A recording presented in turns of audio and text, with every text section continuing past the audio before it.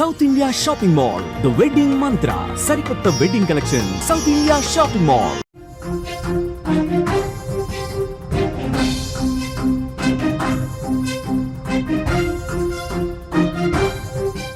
Ukraine దాడి తర్వాత Putin silence గా కనిపిస్తున్నాడు. ప్రతీకార దాడులు ఉంటాయని ప్రచారం జరుగుతున్న నేపథ్యంలో పుతిన్ ఏం స్టెప్ తీసుకుంటాడు? అతని మౌనానికి కారణం ఏంటి? ప్రస్తుతం అంతర్జాతీయంగా ఇదే చర్చ జరుగుతోంది. ఉక్రెయిన్ రష్యా హార్ట్ పైన కొట్టింది. 41 యుద్ధ విమానాలను ధ్వంసం చేసింది.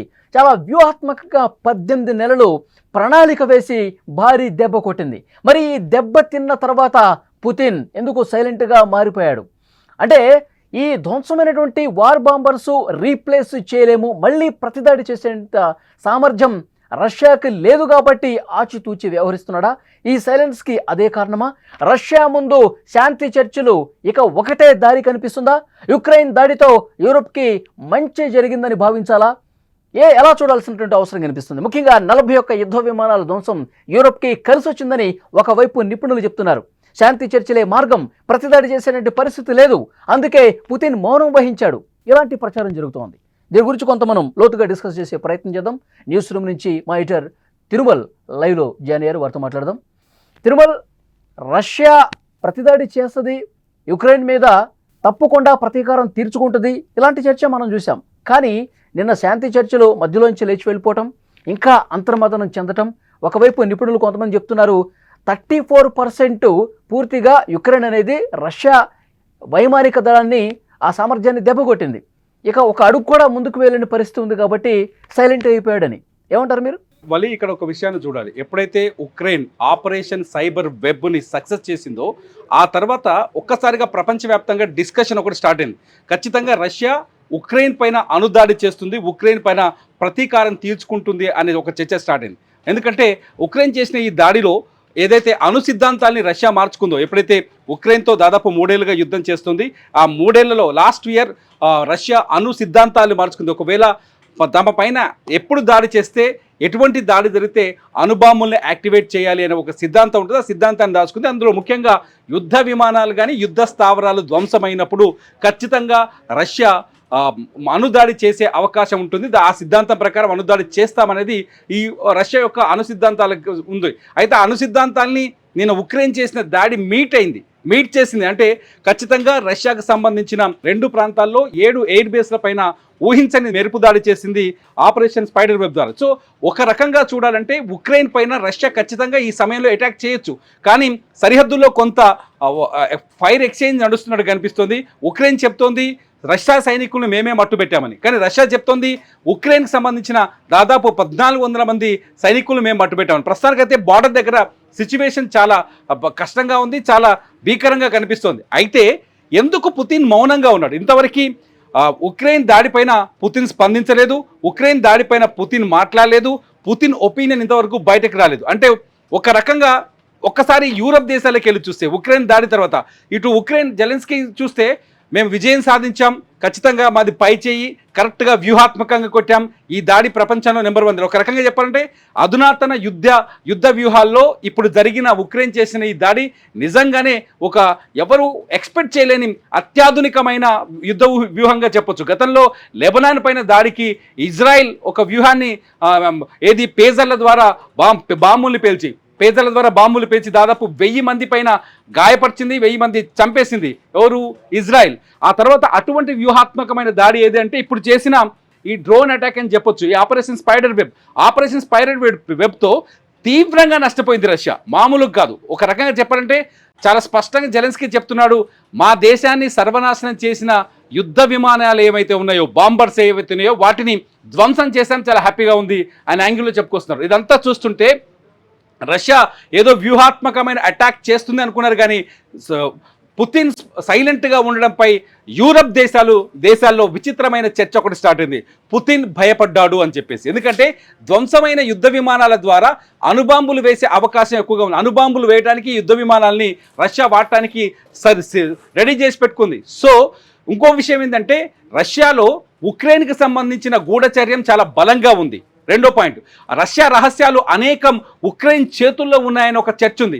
ఈ 3 పాయింట్లను గమనిస్తుంటే రష్యా ఖచ్చితంగా ఇప్పుడు కొంత భయపడిందనే చెప్పాలి. భయపడిందని యూరప్ మాట్లాడుతుంది. యూరప్ దేశాలు చాలా స్పష్టంగా చెప్తున్నాయి. ఎందుకంటే ఎప్పుడైతే ఉక్రెయిన్ యూరప్ మధ్య యుద్ధ వాతావరణం మొదలైందో, రెండో ప్రపంచ యుద్ధం తర్వాత యూరప్ ఏరియాలో జరుగుతున్న అతిపెద్ద యుద్ధం ఇదే, ఉక్రెయిన్ అండ్ రష్యా వార్. ఇంతకాలం కొనసాగుతున్న యుద్ధం ఇదే. ఈ సమయంలోనే యూరప్ ఎప్పటి నుంచో మొదటి నుంచి అలర్ట్ అయింది. 2025 మార్చిలో యూరప్ దేశాలన్నీ ఒక కీలకమైన నిర్ణయం తీసుకున్నాయి. ఆ దేశాలకు సంబంధించిన పౌరులందరినీ యుద్ధ పరిస్థితులను ఎదుర్కోవడానికి సిద్ధంగా ఉండాలని, ఫుడ్ స్టాక్ చేసుకోవాలని, వాటర్ స్టాక్ చేసుకోవాలని, మెడిసిన్ స్టాక్ చేసుకోవాలని, మందులు వచ్చినప్పుడు ఇటు ఏ టైంలో యుద్ధం మొదలైతే, ఏ క్షణమైన యుద్ధం మొదలైనా ఆ క్షణంలో ఎలా ప్రాణాలని కాపాడుకోవాలని కొన్ని గైడెన్స్ కూడా రిలీజ్ చేశాయి. జర్మనీ బంకర్లని గుర్తించడానికి, జర్మనీలో ఉన్న బంకర్లను గుర్తించడానికి యాప్ను రూపొందించింది. స్వీడన్ వచ్చేసి దాదాపు ఒక 32 పేజీల ఒక కరపత్రాన్ని దేశవ్యాప్తంగా అందరికీ పబ్లిసిటీ చేసింది. ఫిన్లాండ్ కూడా అత్యవసర విధానం సంబంధించి గైడ్లైన్స్ సిద్ధం చేసి ప్రతి పౌరుడికి అందజేసే ప్రయత్నం చేసింది. నెదర్లాండ్స్ కూడా ఇప్పటికే చాలా స్పష్టంగా చెప్పింది, ఒకవేళ ఎమర్జెన్సీ పరిస్థితులు వస్తే కొంతకాలం జీవించడానికి కావాల్సిన ఫుడ్స్ కావాలని చెప్పేసి అలర్ట్ చేసింది. యూరోప్లో దాదాపు అన్ని దేశాలు వాళ్ళ దేశ పౌరులకే ఆర్డర్స్ ఇచ్చాయంటే ఖచ్చితంగా రష్యా బలమైన అనుదేశం కాబట్టి ఏ క్షణమైనా నాటోలో సభ్యులుగా ఉన్న దేశాలు కాబట్టి యూరప్ దేశాలన్నీ నాటోకి వ్యతిరేకంగా నాటో స్థావరాలపైన. మీరు చెప్తున్న దాన్ని బట్టి ఇప్పుడు స్వీడన్ ఎలాంటి ప్రకటనలు చేసింది, తర్వాత నెదర్లాండ్స్ కావచ్చు, జర్మనీ కావచ్చు, ముందస్తుగానే వాళ్ళు ఒక మాక్ డ్రిల్ చేసుకున్నటువంటి పరిస్థితి ఉంది. ఇప్పుడు మీరు చెప్పిన దాన్ని బట్టి అర్థమవుతుంది. అంటే రష్యా ఒకవేళ ప్రతీకార దాడికి దిగితే అది ఎంత భయంకరంగా ఉంటుందనేది వీళ్ళు ఎక్స్పెక్ట్ చేయబట్టే ఇప్పటి నుంచే మాక్ డ్రిల్స్ చేసుకున్నటువంటి పరిస్థితి ఉంది. కానీ ఒక పాయింట్ ఇక్కడ మనం క్లియర్గా మాట్లాడుకోవాలి. పుతిన్ సైలెంట్ అయిపోయాడు, పుతిన్ మౌనంగా ఉన్నాడు అని చర్చ జరుగుతున్నటువంటి నేపథ్యంలో భారీ తుఫాను వచ్చే ముందు సైలెంట్గా వాతావరణం ఉంటుంది. ఈ కొటేషన్ కూడా మనందరికీ తెలుసు. అట్లా ఏమైనా చూడాల్సిన అవసరం కనిపిస్తుందా? యూరప్ దేశాల్లో ఉన్న ఎక్స్పర్ట్స్ కానీ, డిఫెన్స్ ఎక్స్పర్ట్స్ కానీ ఒక విషయం చాలా స్పష్టంగా చెప్తున్నారు. ఉక్రెయిన్ చేసిన ఈ డ్రోన్ దాడి వల్ల యూరప్ దేశాలకి అణుముప్పు కొంత తగ్గింది అంటున్నారు. అణుబాంబు ముప్పుని తగ్గించగలిగాడు జెలెన్స్కీ సాధించిన విజయాన్ని ఇప్పుడు యూరప్ సెలబ్రేట్ చేసుకుంటుంది. యూరప్ దేశాలు సెలబ్రేట్ చేసుకుంటున్నాయి, నాటో సభ్య దేశాలు సెలబ్రేట్ చేసుకుంటున్నాయి. ఇవంతా చూస్తుంటే గట్టిగా ఎక్కడైతే తాకూడదో అక్కడ దాకింది పుతిన్కి. కాబట్టి పుతిన్ సైలెంట్ అయ్యాడు, ఇప్పుడు ఏమీ చేయలేడు అంటారు. 41 చర్చ కూడా జరుగుతుంది. ఎందుకంటే ఇప్పుడు ఏవైతే ఆ బాంబర్స్ ని మోసుకెళ్లే యుద్ధ విమానాలు దెబ్బ కొట్టాడు జెలెన్స్కీ. సో 41 యుద్ధ విమానాలు పూర్తిగా పోయాయి కాబట్టి ఇక ఒక్కడు కూడా ముందుకు పడలేని పరిస్థితి అని అంటున్నారు. కానీ ఆ ఎయిర్ బేసెస్ లో ఉన్నటువంటి యుద్ధ విమానాలు 34% మాత్రమే కొలాప్స్ అయ్యాయి. ఇంకా చాలా ఉన్నాయి. అవన్నీ కూడా కూడగట్టుకుని ఒక మంచి ముహూర్తం చూసుకొని దెబ్బ కొట్టడానికే ఈయన ప్లాన్ చేస్తున్నాడని ఒక చర్చ కూడా ఉంది. చూడాలి పుతిన్ ఏం నిర్ణయం తీసుకుంటుంది అనేది ఇప్పుడు ఆసక్తికరమైన విషయం. ఎందుకంటే 31% యుద్ధ విమానాలు నష్టపోవడం అంటే చిన్న విషయం కాదు రష్యాకి. రష్యా నష్టపోయిన యుద్ధ విమానాలు చాలా తెలివైనవి, ఎటువంటి మిసైల్స్ తీసుకెళ్లగలవు, ఆఖరికి అణుదాడి చేయడానికి కూడా ఉపయోగించే మిసైల్స్. ఈ మిసైల్స్ని ధ్వంసం చేయడం వల్ల నిజంగా జెలెన్స్కీ కొంత విజయం సాధించినట్టే కదా. ఈ నాటో ఒకవేళ రేపు పొద్దున రష్యా ఉక్రెయిన్ పైన అటాక్ చేసింది అనుకోండి, రష్యా ఉక్రెయిన్ పైన భీకరమైన దాడులు మొదలుపెట్టినప్పుడు ఉక్రెయిన్ మీద జరిగే దాడి 34% తగ్గినట్టే కదా. ఈ లోపు నాటో మద్దతు ఇచ్చింది అనుకోండి ఉక్రెయిన్కి, ఒకవేళ అది జరిగితే మూడో ప్రపంచ యుద్ధం మొదలైంటే. కానీ ఈ లోపు యూరప్ దేశాలు ఇప్పటికే అంతర్గతంగా ఉక్రెయిన్కి సహకారం అందిస్తున్నాయి. యూరప్ దేశాలు మరికొంత సహకారం అందించారనుకోండి, రష్యాకు బలహీనపడ్డాడుగా. 34% బలహీనపడిందంటే, యుద్ధ విమానాలు కోల్పోయిందంటే రష్యా నిజంగా చాలా కోల్పోయినట్టు. సో ఈ సందర్భంలో యుద్ధానికి వెళ్ళడమా, లేకపోతే సైలెంట్గా ఉండడమా, లేకపోతే అవకాశాన్ని అదురు చూసుకొని వాడుకోవాలి. తిరుమల్ రష్యాకి హార్ట్ మీద కొట్టింది యుక్రెయిన్ అని అంటే, హార్ట్ మీద కొట్టడం అంటే అది చాలా తీవ్రమైనటువంటి బాధ కలిగించే విషయం, తీవ్రమైనటువంటి నొప్పి కలిగించే విషయం ఆ దేశానికి సంబంధించి. మరి ఎంత సైలెంట్గా ఉన్నా ప్రతీకారం తీర్చుకోవాలన్న తపన ఆల్రెడీ ఉంటుంది. రష్యా పౌరుల నుంచే పెద్ద ఎత్తున ఒక డిమాండ్ వస్తుంది.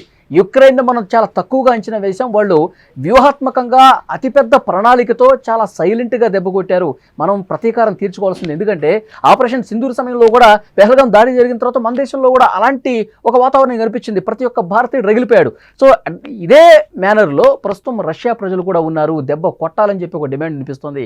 కాబట్టి తనకున్న సామాగ్రి మొత్తం ఒక్కసారి కూడబలుకొని, ఏదైతే యుక్రెయిన్ వల్ల ఇది సాధ్యం కాదు, యుక్రెయిన్ ఒకటే చేసిందని పుతిన్ కూడా నమ్మట్లా. యుక్రెయిన్కి ఏదైతే మద్దతు తెలియజేస్తున్నాయో నాటో దేశాలు కావచ్చు, ఐరోపా కంట్రీస్ కావచ్చు, వీటన్నిటి కుట్ర ఉంది. సో వీళ్ళు బలంగా మద్దతు ఇచ్చారు కాబట్టి ఈ రకమైనటువంటి ప్లాన్ చేయగలిగింది, టెక్నాలజీతో దెబ్బ కొట్టిందని పుతిన్ భావిస్తున్నాడు. కాబట్టి 2 రోజులు ఆలస్యమైనా సరే మనం ప్రతీకారం తీర్చుకుందాం భావన, ఇలాంటి చర్చ ఉంది. ఏమంటారు? కానీ ఇక్కడ ఒక విషయాన్ని గుర్తుపెట్టుకోవాలి. ఉక్రెయిన్ పైన ఎప్పుడైతే రష్యా యుద్ధాన్ని మొదలుపెట్టిందో రష్యాలో కూడా పుతిన్కి వ్యతిరేకంగా ఆందోళనలు జరిగాయి.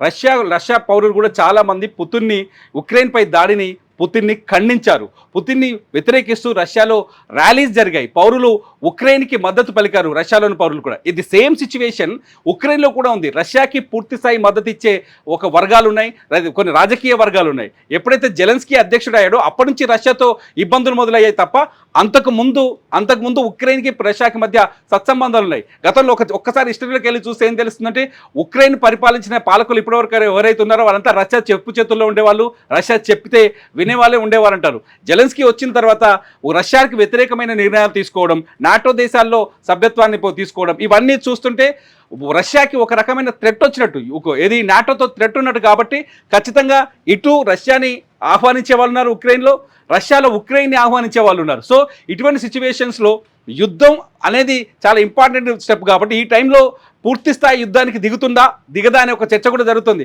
ప్రజల మద్దతు కూడా యుద్ధానికి చాలా అవసరం. ఎందుకంటే ఇక్కడ ఇంకో పాయింట్, హాట్ అన్నాం కదా, ఉక్రెయిన్ ఏం చేసింది నిన్న చాలా తెలివిగా వాళ్ళ దేశం నుంచి రష్యాకి డ్రోన్స్ని స్మగుల్ చేసి ఆ డ్రోన్స్ని రష్యా లాంగ్వేజ్ మాట్లాడే డ్రైవర్లని అక్కడ ఉక్రెయిన్లో పెట్టుకొని ఆ డ్రైవర్ల ద్వారా ఎక్కడైతే వైమానిక స్థావరాలు ఉన్నాయో, ఏదైతే ఈ బాంబర్స్ని రెడీ చేసి పెట్టారో ఆ ప్లేసుల్లోకి ట్రక్కుల ద్వారా పంపించి అక్కడి నుంచి రిమోట్ ద్వారా ఈ డ్రోన్లను ఆపరేట్ చేసి అనుకున్న లక్ష్యాన్ని ఛేదించే విధంగా దాడి చేసింది. రెండో పాయింట్ ఏంటంటే ఉక్రెయిన్కి రష్యా ఇంటెలిజెన్స్ ఆఫీస్కి పక్కనే ఉక్రెయిన్ గూఢాచార వ్యవస్థ ఒకటి నిర్మించింది.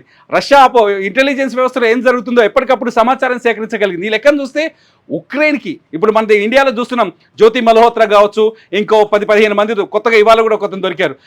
ఇటువంటి గూఢాచార వ్యవస్థను నిర్మించడంలో ఉక్రెయిన్ సక్సెస్ అయిందని చెప్పాలి. 18 నెలల పాటు ఒక ఆపరేషన్ స్పైడర్ వెబ్ అనే దాన్ని 18 నెలల పాటు ప్లాన్ చేయగలిగిందంటే రష్యా భూభాగం నుంచి ఉక్రెయిన్కి ఎంత మద్దతు ఉందో ఇక్కడ ఒక అంచనా వేయాలి. ఇదంతా ఇప్పుడు పుతిన్ లెక్కలేసుకోవాల్సిన అవసరం ఉంటుంది. కాబట్టి యుద్ధానికి వచ్చే ముందు పుతిన్ నిజంగా యుద్ధానికి వస్తాడా, శాంతి చర్చల వైపు వెళ్తారు. నిన్న ఇస్తాంబుల్లో జరిగిన శాంతి చర్చలో కూడా కొన్ని విషయాల్ని రష్యా ఈజీగా అంగీకరించింది. దాదాపు గంటలోపే జరిగింది చర్చ. ఏదైతే 6,000 మంది డెడ్ బాడీస్ ఉన్నాయో, ఉక్రెయిన్ సైన్యానికి సంబంధించి డెడ్ బాడీస్ ఉన్నాయి. 6,000 మంది వాటిని ఫ్రీజన్ చేసి ఐస్లో పెట్టారు. అక్కడ ఆ 6,000 డెడ్ బాడీని అప్పగించడానికి రష్యా అంగీకారం తెలిపింది. అట్ ది సేమ్ టైం యుద్ధం మధ్యలో ఇరుకుపోయి చనిపోయిన తర్వాత పిల్లలు ఎవరైతే ఉంటారో, తల్లిదండ్రులు చనిపోయి అనాథలుగా ఉన్న పిల్లల్ని రష్యా సైన్యం కిడ్నాప్ చేసిందని ఉక్రెయిన్ చెప్తుంటే రష్యా చెప్తుంది, మేము చేరదీశాం పిల్లల్ని, పసిపిల్లలపై ప్రతీకారం తీసుకుంటామా, ఆ పిల్లల్ని కూడా వెనక్కి అప్పగిస్తామని. ఉక్రెయిన్ చెప్పింది దాదాపు 15 లక్షల మంది పిల్లలు ఉన్నారని చెప్పింది. తర్వాత 2 లక్షల మంది చెప్పింది. తాజాగా నిన్న ఇస్తాంబుల్ చర్చల తర్వాత 20,000 మంది పిల్లలు ఉన్నారని చెప్తోంది. సో ఇదంతా చూస్తుంటే రష్యా ఆచితూచి అడుగులు వేస్తుంది అని ఒకటి అనుకోవచ్చు. లేదంటే యుద్ధం వద్దు అని రష్యా కూడా ఆలోచిస్తుందేమో అనుకోవచ్చు. ప్రస్తుతానికైతే ఉక్రెయిన్ కొట్టిన దెబ్బతో రగిలిపోతుంది. కానీ పుతిన్ అక్కడే భయపడ్డాడనే చర్చ కూడా యూరప్లో జరుగుతుంది. యూరప్ చాలా స్పష్టంగా చెప్తోంది, పుతిన్ నిన్న జరిగిన దాడితో పుతిన్ నాటో దేశాలని కానీ యూరప్ దేశాలని కానీ బెదిరించే శక్తిని కొంత కోల్పోయాడు. అణుబాంబులు వేస్తాను, ఎందుకంటే ప్రపంచంలో అతిపెద్ద అణుదేశం రష్యా కాబట్టి అణుబాంబులతో బెదిరిస్తూ వస్తున్నాడు మొదటి నుంచి. గతంలో పుతిన్ చాలా స్పష్టంగా చెప్పారు, ఒకవేళ మీరు ఉక్రెయిన్కి మద్దతు ఇచ్చారనుకోండి, యూరప్ దేశాలు నాటో మద్దతు ఇచ్చిందనుకోండి, నాటో ఎయిర్ బేస్లను లేపాడేస్తానని చాలా స్పష్టంగా క్లియర్గా చెప్పాడు పుతిన్కో. అటువంటి థ్రెట్ని కొంత తగ్గించుకోగలిగిందని మాత్రం ఇక్కడ మనం చెప్పుకోవాలి. ఇంకొకటి తిరుమల, ఇప్పుడు శాంతి చర్చలు జరుగుతున్నటువంటి సమయంలోనే ఈ దాడి జరిగింది. పెద్ద ఎత్తున వ్యూహాత్మకంగా ఈ ఆపరేషన్ ఏదైతే చేశాడో జెలెన్స్కీ, అది శాంతి చర్చలు జరిగేటువంటి సందర్భంలోనే జరిగింది. అంటే ఈ చర్చలు తమకు అనుకూలంగా మార్చుకోవడానికి ఒక ప్లాన్ ప్రకారం చేశాడా, లేదంటే 18 నెలల పాటు ఈ కృషి ఉంది, ఈ ఆపరేషన్ ఉంది అని చెప్తా ఉన్నాడు. ఇది యాదృచ్ఛికంగా జరిగిందా, కరెక్ట్గా టైం చూసుకుంటాడంటారా? చాలా వ్యూహాత్మకంగానే జరిగింది. జెలెన్స్కీ ఒకటే మనసులో పెట్టుకున్నాడు, ఉక్రెయిన్ని సర్వనాశనం చేయాలని కుట్రతో వచ్చిన రష్యాని ఖచ్చితంగా ఒక చావు దెబ్బ కొట్టాలనుకున్నాడు. అది శాంతి చర్చల సమయంలోనా ఇదంతా పక్కన పెడితే ఏదైతే యుద్ధ విమానాలు ఉక్రెయిన్ భూభాగాన్ని ధ్వంసం చేశాయో, ఉక్రెయిన్లో వేలాది మంది ప్రాణాన్ని బలి తీసుకున్నాయో, ఏ యుద్ధ విమానాల్ని అండగా చూసుకొని రష్యా యూరప్ దేశాలని బెదిరిస్తుందో, ప్రపంచ దేశాలను బెదిరిస్తుందో ఆ యుద్ధ విమానాల్ని దెబ్బతీయాలనుకున్నాడు. అనుకున్నది అనుకున్నట్టుగా ఆపరేషన్ స్పైడర్ వెబ్తో చేశాడు. ఈ విషయాన్ని జెలెన్స్కీ కూడా చాలా స్పష్టంగా చెప్తున్నాడు. యూరోప్లో ఉన్న మీడియా కానీ యూరోప్ మీడియా కూడా ఇదే విషయాన్ని ధృవీకరిస్తున్నాయి. చాలా గొప్ప ఆలోచన, చాలా బాగా చేశాడు జెలెన్స్కీ వ్యూహం చాలా గొప్పది అని చెప్పేసి యూరోప్ దేశాలు పొగుడుతున్నాయి. నిజంగా యూరోప్ దేశాలకి ఇప్పుడు థ్రెట్ తగ్గిందని ఆ దేశాల మీడియా మాట్లాడుతుంది. ఇదంతా చూస్తుంటే అనుకొని చేసిన పనిగానే కనిపిస్తుంది. చాలా స్పష్టంగా పుతిన్ని వణికించే ప్రయత్నమే చేశాడు జెలెన్స్కీ తర్వాత ప్రెస్ మీట్ పెట్టి ఒక వీడియో కూడా రిలీజ్ చేసి చాలా స్పష్టంగా చెప్పాడు, రష్యాకి ఖచ్చితంగా శాంతి చర్చల వైపే వస్తుంది. ఈ దెబ్బతో రష్యా వెన్ను విరుగుతుంది, చచ్చినట్టు శాంతి చర్చలకు రావాల్సిందే అని జెలెన్స్కీ చెప్తున్నాడు. చూడాలి పుతిన్ నెక్స్ట్ స్టెప్ ఎంత ధైర్యవంతంగా ఉంటుంది. సైలెంట్గా ఉన్నాడా, ముచ్చెమటలు బట్టి భయపడుతున్నాడా, లేకపోతే గట్టిగా కొట్టబోతున్నాడా? ఎందుకంటే అణుదాడి చేసే అవకాశం ఉందని మాత్రం ప్రపంచం మొత్తం చర్చిస్తోంది. ఒకవేళ పుతిన్ అణుదాడి వైపు వెళ్తే మూడో ప్రపంచ యుద్ధం మొదలైనట్టే అనుకోవాలి. ఆ విషయాన్ని రష్యా మాజీ అధ్యక్షుడు కూడా చాలా స్పష్టంగా ట్రంప్ను హెచ్చరిస్తూ చెప్పాడు. కాబట్టి అణుదాడికి వెళ్ళే అవకాశాలు కూడా ఉండొచ్చు. చూడాలి సిచ్యువేషన్ ఎలా ఉంటుందని మనం అంచనా వేయలేం. ఈ రాత్రికి కూడా ఏదైనా జరిగే అవకాశాలు అయితే ఉన్నాయి. వాళ్ళకి ఓకే, చూస్తుంటే కనుక పుతిన్ ఆచితూచి వ్యవహరిస్తున్నటువంటి పరిస్థితి ఉంది. ఎందుకంటే పుతిన్ సైలెన్స్ అనేది అది రెండు రకాలుగా చెప్పొచ్చు. ఎందుకంటే శాంతి చర్చలు ఒకవైపు జరుగుతున్నటువంటి సందర్భంలో ఈ దాడి జరిగిన నేపథ్యంలో ఇప్పుడు 41 యుద్ధ విమానాలు ఏవైతే ఉన్నాయో వాటిని పూర్తిగా నష్టపోయినటువంటి నేపథ్యంలో ఆలోచనలో పడ్డాడు. యుద్ధానికి కాకుండా శాంతి వైపు వెళదామని ఒక ఆలోచన చేయడంతోనే ఈ మౌనం వహిస్తున్నాడని ఒక చర్చ ఒకవైపు జరుగుతుంది. లేదు దెబ్బ కొట్టాలని ఒక ప్రయత్నం జరుగుతున్నట్టుగా ఇన్ఫర్మేషన్ అయితే వస్తుంది. సో ఏ డెసిషన్ తీసుకుంటాడు పుతిన్, మౌనం దేనికి సంకేతంగా నిలుస్తున్నది కూడా అతి త్వరలోనే తెలిసే అవకాశం కనిపిస్తుంది. సో ప్రతీకార దాడులు ఉంటాయని ఒకవైపు చర్చ జరుగుతుంది, లేదు శాంతి చర్చల్లో ఒక కీలక ముందడుగు పడబోతుంది, ఇది జెలెన్స్కీ విజయంగా రాబోతుందని చెప్పి ఒక చర్చ ఉంది. సో ఏది ఏమైనప్పటికీ కూడా పుతిన్ మౌనం అనేది కొంత భయంకరంగానే ఉన్న వాదన అయితే వినిపిస్తుంది. సో నిపుణులైతే చాలా స్పష్టంగా చెప్తున్నారు ఇది జెలెన్స్కీ విజయంగా. సో చూద్దాం నెక్స్ట్ ఏం జరగబోతుంది అన్నది.